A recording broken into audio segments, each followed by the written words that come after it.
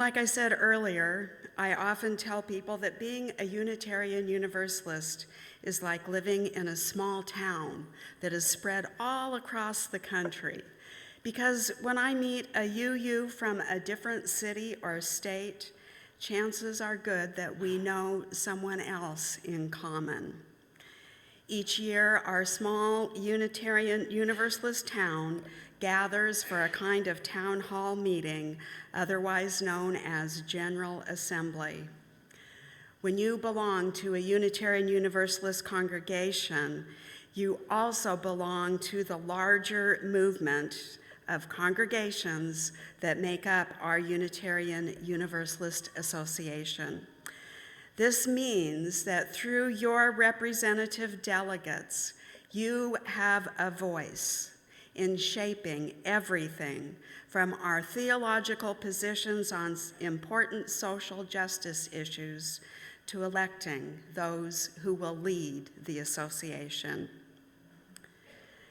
We can think of our interconnected web of Unitarian Universalist congregations like the mycelium network. You all know the mycelium network, right? Which is sometimes referred to as the Wood Wide Web, because it's a network that works underground in the roots of trees. Made of individual strands of fungal fiber, mycelium connects individual plants together to transfer water, nitrogen, and other essential minerals. Or we can think of it like Indra's net in Hindu mythology, which is a net thrown across the entire universe with a jewel at each connecting point, reflecting light back to every other jewel in the net. Within each jewel is the reflection of the entire universe. And what happens in any part of that network happens to the whole. Without every strand of the fungal fiber, the capacity of the mycelium network to nurture the forest is diminished. And if the light of one jewel on Indra's net goes dim, the entire net is dimmer. Maybe this is what Jesus meant when he said, "What you do unto the least of these, you do unto me." We fight against injustice because somewhere deep in our human DNA, we know that harm to anyone harms us all. But there's another truth in that, and that is that when everyone's needs are met, then when there is equity in the system, the whole system thrives. When there is equity in the system, the whole system thrives. Like each strand of fungal mycelium in the forest and each jewel in Indra's net, Unitarian Universalism teaches that every person has inherent worth and every person is important to the wellness of the larger whole. And therefore, equity becomes a religious value. What affects any one of us affects us all. Every individual person is important in this congregation, and each individual congregation is important to our Unitarian Universalist Association, which is the reason for the annual gathering of our small town that is spread across the entire country. Each year, General Assembly is held in a different city, and this year, the chosen city is Baltimore, Maryland, chosen because of an historic event that happened there a little more than 200 years ago.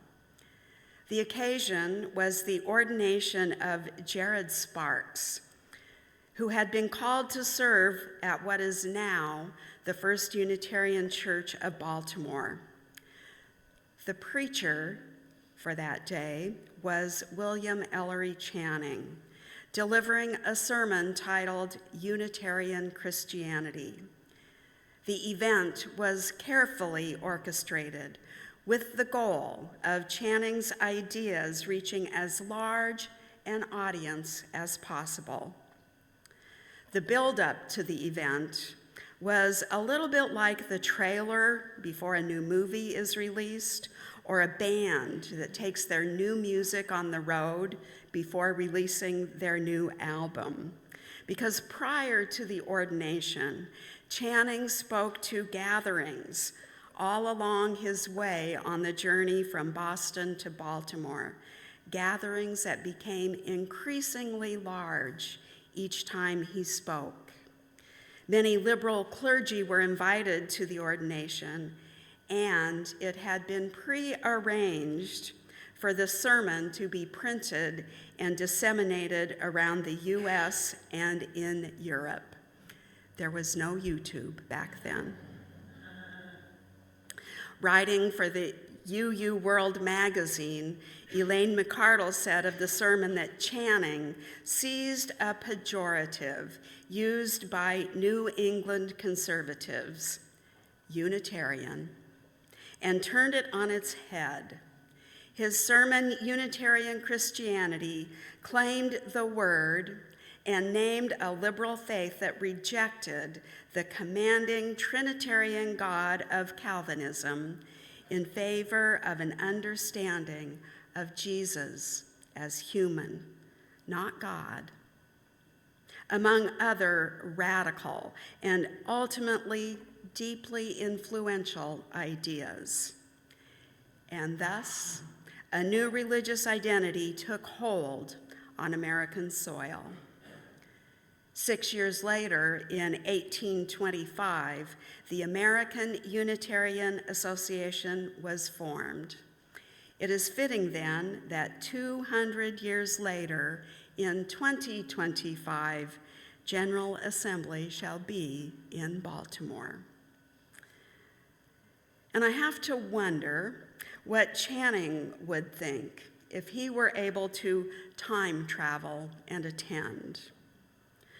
I imagine he would first notice the radical changes in technology and cultural styles compared to his day, because when he spoke to hundreds of people, it was the power of his voice, unaided by electronic amplification.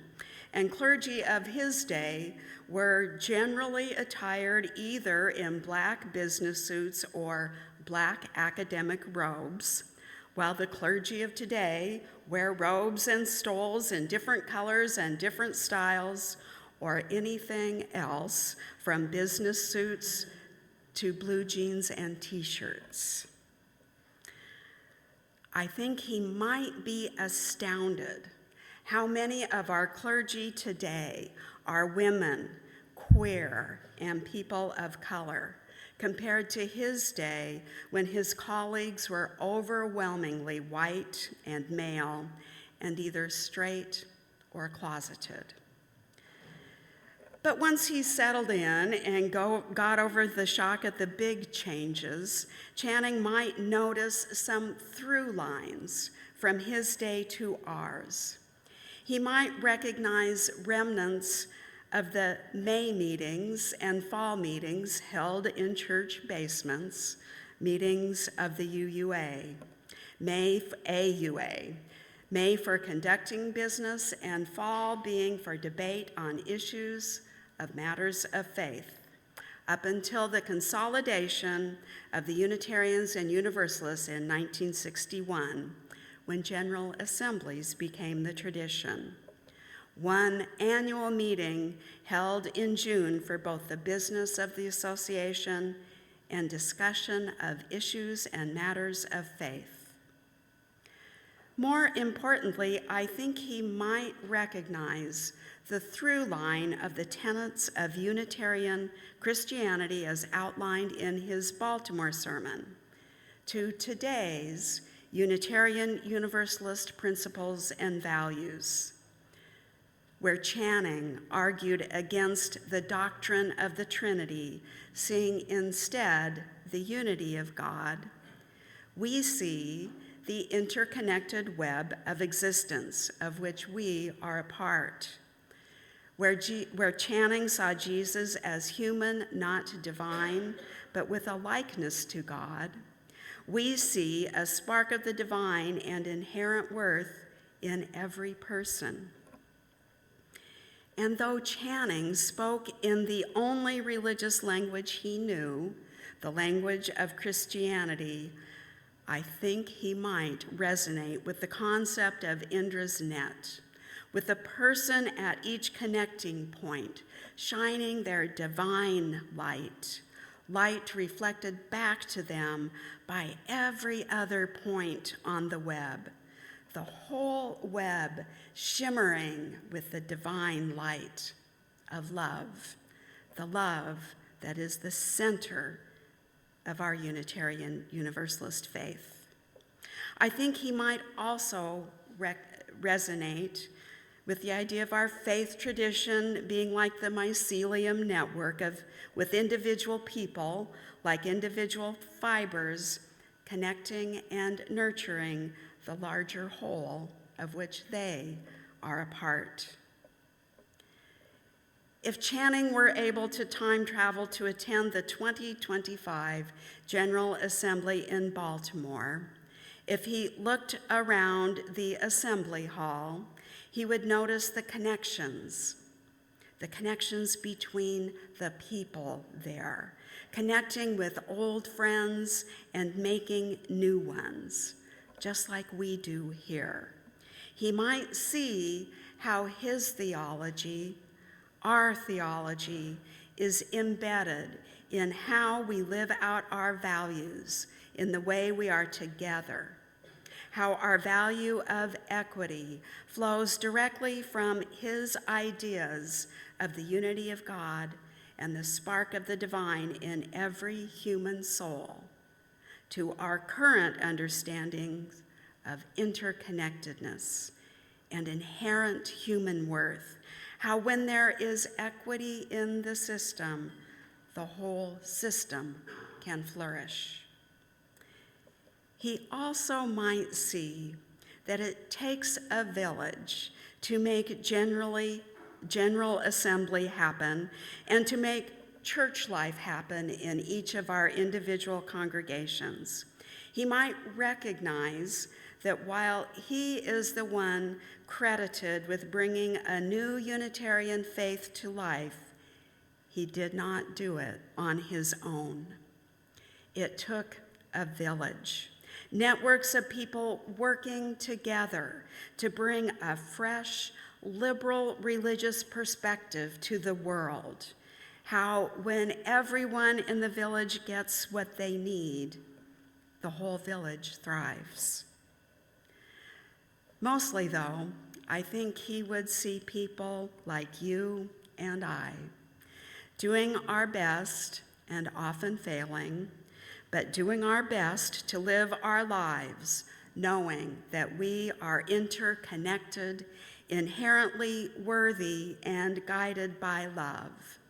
People like you and I, doing our best to show up for all the networks and systems that we are a part of, from family systems to local networks and systems of state, national, and political concerns, to church systems, knowing that like Indra's net or the mycelium network, that depend on every individual part of the network to thrive, we know that when there is equity in the system, the whole system can flourish. May we make it so through the ways we live. May we make it so today and all the days to come. Amen, and blessed be.